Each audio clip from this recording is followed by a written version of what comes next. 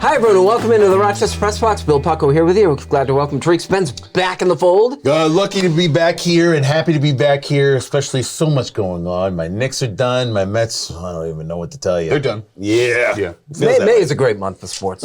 Powder blue and black, good look on you. Well, okay. You guys know how I feel about Carmelo Anthony, so this pains me. But, I mean, the Nuggets, this is their clearest path to an NBA championship, maybe in the history of the franchise. So they're going to do this thing, right? Boy, they're looking awfully good. So that's where we're going to start. Final four, we got hockey and basketball. Take your pick. Well, of course, I'll go with the NBA. I mean, either way. But let's start with the Denver Nuggets. Now, you mentioned this before.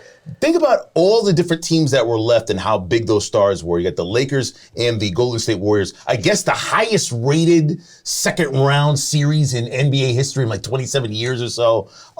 That was basically what people thought would be the finals. Then come the Denver Nuggets, a multiple offensive team. Jokic doesn't get the credit he deserves. He should have had a third MVP. A lot of people feel now it looks like he's going to play in the not only Western Conference Finals, maybe a chance to go to the finals going forward. They've worked very hard to build this organization. The Nuggets, and I have to say this, he's absolutely right. This is their best chance at a championship if the Lakers don't get them now. They are so efficient. Their offense is so efficient. I mean, Jokic is ripping off triple doubles like it's his job. I mean, it is his job, but it shouldn't be that easy to rip off triple doubles like that. And here's the thing, man, that Lakers game one, the Lakers have consistently throughout the playoffs, I like this strategy.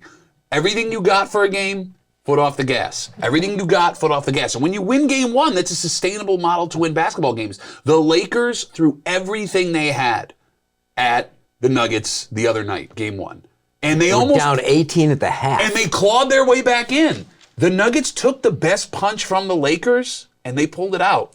It's all about Jokic. I mean, as good as he's been, Tariq, I think he's a guy nobody has seen play. Well, it's interesting. I was driving in, I was sort of thinking about, is this sort of like a San Antonio team where it's kind of like nobody really sees them play, nobody's really consistently hyping them up, but they just basically become the number one seed, work all the way through the regular season, multiple ways offensively to beat you. And the way they took out the Suns was just magical with the offense that they had. Chris Paul or no Chris Paul. It's just interesting. I think they're sort of the closest you're going to get to the old Spurs. Here's the problem.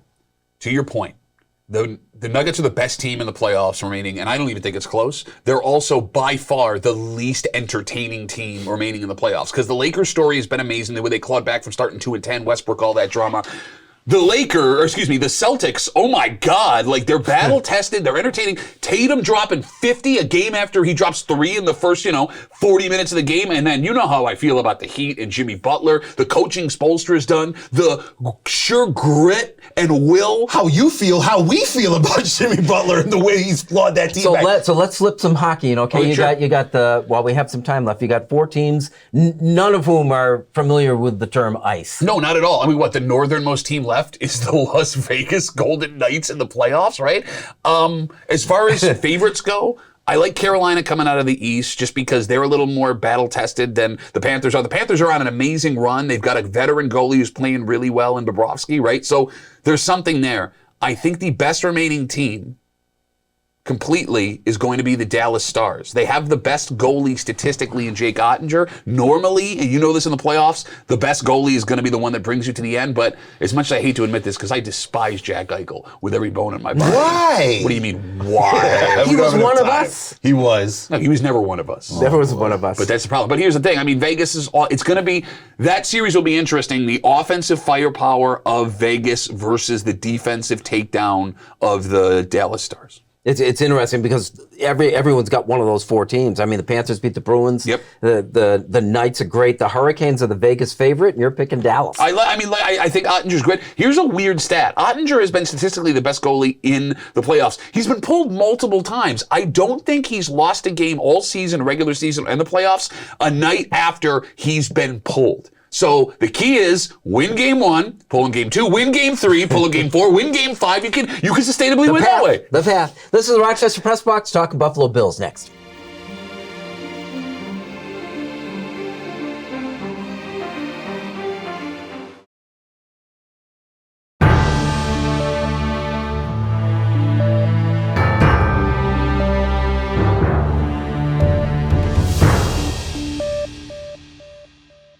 The page has been turned.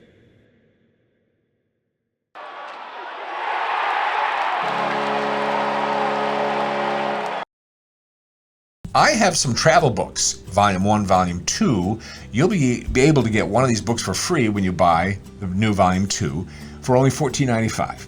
Contact me at MikeTheGetawayGuy@gmail.com.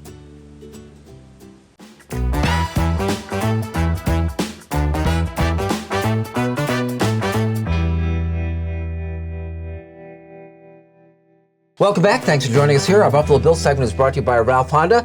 For 3 generations and celebrating 50 years as New York's first and oldest Honda dealer, visit Ralph Honda today. Find out how we do Honda right at ralphhonda.com. The schedule is the first chance we've had a chance to tackle it for the Buffalo Bills.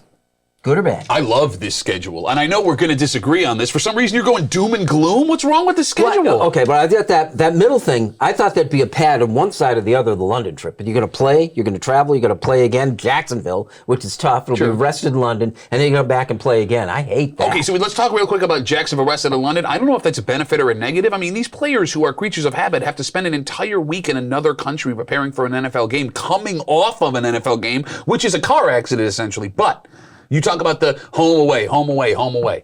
The best part of this Bill schedule, we'll start here. 1, you get additional rest for your 2 biggest games of the regular season. You get the mini bye with a Thursday night going into Cincinnati, which is huge. You are coming off your actual bye playing Kansas City in December, which is massive. So you have extra days to prepare for both of those. But the best part about this schedule this year, you do not play back-to-back road games. Did you realize that? There are 2 scheduled. They're split by the bye. The Bills will not be on the road for consecutive weeks all season long. And when it comes to how Vegas judges that wins and loss wise, it is huge. First game out against the Jets, that's it. But then again, you don't really see a real I think that's a real break. He's talking about buys and stuff. Essentially, you get a month, 2 months to prepare for that first game. Which is interesting to me because I think the biggest test is going to be that Cincinnati. I get the travel thing with the Jacksonville Jaguars, and then after that, the Buffalo Bills will bring Dable back to Buffalo, which will be interesting to see. But past that, I think your biggest test will be Cincinnati in the first week in November, and then after that, of course, you get Kansas City and other teams. But you could go on a nice, good run to start off the year if you beat the Jets, who you'll have to say they're the number 2 team in the AFC East. I don't know. I mean, you could make an argument for the Dolphins. The Jets are totally unproven. They're untested. An argument for the Dolphins? Well, I mean, they did make the playoffs last year. Yeah, but did Tua get tougher in the offseason? I mean, the only way to test your toughness is that you play. He took karate. We've talked about this. He's a karate guy now, so those guys are tough. Look, we knew the schedule was going to be brutal, right? Not only are you playing this brutal AFC schedule, you got to play the NFC East, right? This is going to be tough. The way that it lined up is the absolute best case scenario for the Bills this season. What's the must-see game? I think I know what yours is, but I tell me anyway. I really want to see Cincinnati again because of all the emotions that go into that game going forward. But I think week 1, you get the real test early. So I'll just say, I won't say Kansas City because I don't want to go back down that road. I'll say the Jets. But how about to attend one? Oh, I mean, you want to Giants see the Giants. Oh, okay. without a doubt. Yeah, that's what but I I'm meant. not going in thinking we're going to get a win. We got a lot of close games last year for the Giants. Who's the we there? Buffalo or New York? The New York Giants. All right. Yeah, no, I didn't know. When I say Buffalo, I don't mean we. I say my New York Giants are we. First of all, congratulations on making the Giants this year. You were going to ask, I'm sorry. What's your must-see game? Well, look, it's the one if you could only go to one game this year. It's selfish, but it's going to be the game in England because I'm going to the game in England, and I cannot wait to see what NFL football looks like in Europe. And I've never been to Europe. And look, I mean, how can they not love Americans after I show up over in England having a good time? Why did you make that face? No, I just... The last time I think we had something like this, Bobby Knight was in Puerto Rico. And look how great things have gotten between that relationship. You mean to tell me you're going to miss a trip to Jacksonville? Oh, my goodness. I can't believe it. Have you ever been to Jacksonville? No. It's like if Walmart was a city. It's true. So who do you hate worse, Jacksonville or Canada? I forgot to mention that in the first segment. I do despise Canadian hockey fans. I think I hate Jacksonville more. I do. Are you creating enemies? Like you're going different places. Oh, I think he's well past that. Jacksonville knows how I feel about them. Mid-season form already. Jeez. Our Buffalo Bills segment was brought to you by Ralph Honda. Like it or not, is next.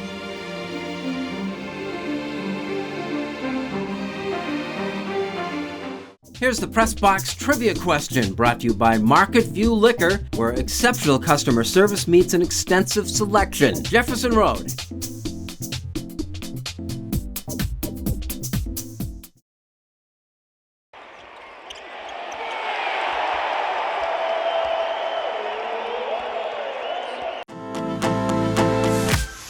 just a preview to the big guy over there, which I'm about to show you. It's the perfect waterfall family getaway. Mike O'Brien, your getaway guy. I'll take you here. Look for the getaway guy on Facebook. Here's the Press Box Trivia answer, brought to you by Market View Liquor, where exceptional customer service meets an extensive selection. Jefferson Road at 390. Welcome back to the Rochester Press Box, our Like It or Not segment brought to you by Sport Clips, where the MVP experience is better than ever. Sport Clips, the pros and men's here, no appointments are needed. Stop by a Rochester location today. Tariq, like it or not, the Yankees get caught cheating. Well, hey, when multiple times. Well, one is an accusatory, then the next night it was. But at any rate, I'm not sure what to really make of this. So the Aaron Judge situation, in which his eyes were looking away and it resulted in a home run. The broadcast for the Blue Jays caught it, and they made a mention of it, and then it became a huge deal for the broadcast team, for the Yankees. How could you do that? And then the next night, a player gets caught cheating with a foreign suspect. Judge could have fixed that if he hadn't hit a home run right after he looked up. Well, I mean, listen, I'm sorry, he's on that pace for last year again. But it's just interesting to me how defensive they are about Judge. There's something about him. I'm not quite sure what the deal is. I mean, I get it. He's their star, and you want to protect your star, but the network doing it is something different. Well, you invest $250 million in him, and the network's owned by the New York Yankees. You're going to say those things. To the Judge point, right? He was obviously cheating, and here's the thing. If you're using your eyes to try and steal signs, I don't even hate you for it if you're not cheating, you're trying. Like, don't bang on a trash can and have an electric thing under your shirt. But his excuse that he was looking at the sides, right, was he said, no, I wasn't. I was trying to glare back at the dugout to let them know to quiet down because it was bothering me. I want to know the process by which it must have occurred in that dugout. Says, what are you going to say when they ask you? And the thing is, the whole cheating thing is up to definition. Sign stealing without the use of electronics or whatever is totally part of the culture of the game of baseball. Isn't it gamesmanship? Isn't that part of this? Well, gamesmanship to use a teammate to try and relay something is one thing. To be like, is a completely different way to do it. Just come up with a better excuse, you idiot. That's what I thought to myself. Here's this high-powered organization that did not have an excuse for this before he hit a mic. That's what surprised me. Yeah, you're right, because he had hours between when it allegedly happened. Like, the Yankees pay how many millions of dollars for PR reps, and your excuse was, I tried to lock eyes with guys 60 feet away in a Major League Baseball game? The Judge is a smart guy. I'm trying to imagine the conversation goes back there, like afterwards, says, guys, is that the best you can do? Yeah. How about I have something in my eye for my contact lenses? Done! Yeah. That's a better excuse than, hey, what do you mean you can't see me from 60 feet away? Please stop talking, guys. You can turn your head and go, stop talking. Oh, I could tell already. Curveball. There it is. There you go.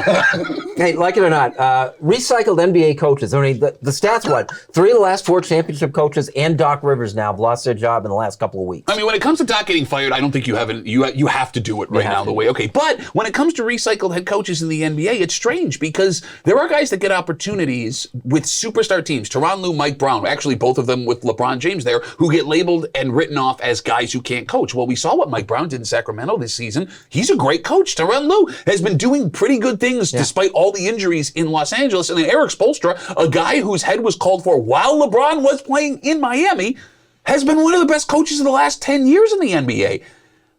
I don't like recycled coaches in any other sport, but I think in the NBA, the life is too short to judge a coach based on 1 or 2 jobs, that you have to keep giving these guys opportunities, and you come across a gem. Wait a minute. Because as soon as they drop Rivers, the top candidates were all the guys who got fired the week before. And were coaches of the year for crying out. It's not so much like their candidates are like, no. These guys have been Budenholzer, pretty good coach, got a championship not too long ago. Monty Williams, same sort of situation. Coach, like all of these guys are coaches of the year. The NBA is the only sport where you can have the coach of the year a year or 2 ago and still be fired. Yeah, Budenholzer's interesting though, and I call it like the Dick Duran syndrome with Budenholzer, because he won the championship and they wanted to get rid of him then. They didn't think it was a good coach. And then he wins the championship and says, well, now we're stuck with him. The Dick Duran thing. Oh, absolutely. All of this can be synopsized in one nutshell. The blessing and the curse of the NBA is this. Their superstars are instantly recognizable and everyone thinks they're superheroes, which is great for the league. The problem with that is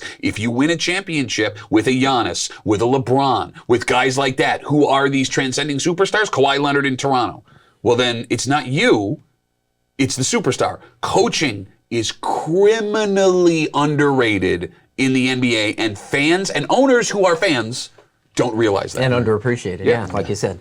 Our Like It or Not segment was brought to you by Sport Clips. Unfinished Business is next.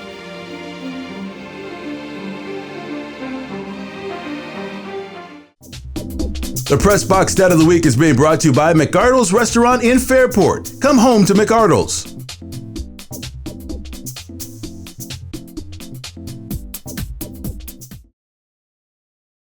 And now to Eichel. He floated one.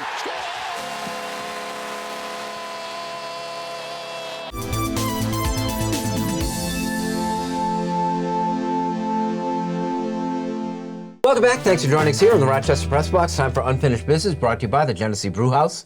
Your beer destination since 2012. Visit the gift shop, enjoy a tasting at our pilot brewery, and dine at the pub-style restaurant at the Genesee Brew House. Pat. With the PGA Championship in town this week, it's been a weird side-by-side because you can make the argument that golf is the most high-end, hoity-toity country club sport there is. Yet, somehow, in this judgy, expensive, nothing-but-money sport, they have the most access for their fans of any championship of major sports in America. What average person can get into a Super Bowl, to a World Series, game 5, 6, 7? Same with the NBA Finals. Same with NHL. It's almost impossible. You're going to be spending out your mind just to be having a seat all day long. Yet, for Monday, Tuesday, and Wednesday, folks here in Rochester were able to pay $50, $60, $70 to go walk around one of the best courses in America and see their stars right in front of their faces. Meanwhile, while you're doing that, other stars who are there to watch, your Josh Allen, your Scott Van Pelt from ESPN's, are there as well. I have a problem with money inequality when it comes to sports and the way that they're handled. And golf for years has had that problem. But having them in town and seeing it face to face, it's a lesson for the rest of these sports. Make these championships, the big games, accessible to average fans. Because if you don't, one day, and it's going to happen, the younger people won't care anymore. And I think that's an argument you can make as to why things went south for Major League Baseball. And it's a lesson that the NFL has to pay attention to if they want things to keep going moving forward. For folks like me who grew up in the area of Tiger Woods was golf. Of course, my grandparents or members, uncles would all watch it and play, and I would just be like, okay, are there cartoons on? But then once Tiger Woods hit the scene, it changed everything. Right around my age, some young black golfer I'd never seen do exactly what he was doing, going after the legendary Golden Bear. But then you realize that basically golf didn't start with him. It just started with me recognizing him. Calvin Peete was the player that was before him, and was actually about 2 to 3 years before I was even born, when he was a superstar in the world of golf. A black golfer who played at Genesee Valley Country Club, basically starting there after moving from Detroit to Rochester, began his career and won 12 PGA championships. I had never heard of him until earlier this week, which means I got a lot to learn. And so do you. So for those of you who are basically saying, oh, I knew about Calvin Peete before, no, you didn't. Just admit you didn't know, and that there's a lot to learn about the sport of golf and Rochester's connection altogether. Some of the African-American history needs to be repeated more often so it doesn't get lost, like Duffy said. In the grand scheme of things, no one really minds that the Jacksonville Jaguars are a better football team than the Chicago Bears. Except in Chicago, perhaps. Similarly, it doesn't matter to basketball fans in general that San Antonio's won more titles than the New York Knicks, or that Tampa Bay has an immeasurably better baseball team than the New York Yankees. Results trump tradition. In hockey, however, we don't treat all teams equally. The Final Four in the Stanley Cup playoffs hail from North Carolina, Florida, Texas, and Nevada. Places where ice is a foreign substance. The Hurricanes, Panthers, Stars, and Golden Knights have stolen the game, and we all let it happen. To many of a certain age, the National Hockey League is still an exclusive 6-team club, the original 6, a picture of stability for 25 years. The Canadiens, Maple Leafs, Bruins, Blackhawks, Red Wings, and Rangers. Every other team out there either is an interloper or a thief. And we're force-feeding hockey to a population which doesn't understand or appreciate it. 4 warm weather cities should not be fighting for the Stanley Cup. And then I looked into it a little closer, and I found some things that I didn't expect. The Carolina Hurricanes were second in NHL attendance. The Golden Knights played to 103% of rink capacity. 3 of the 4 remaining teams played to 99% capacity this year, as did Tampa, Nashville, Denver, and St. Louis, something the Buffalo Sabres and 16 other teams failed to do. Hockey, despite the best efforts of the Phoenix Coyotes to drag the rest of the league down to its level, is alive and well.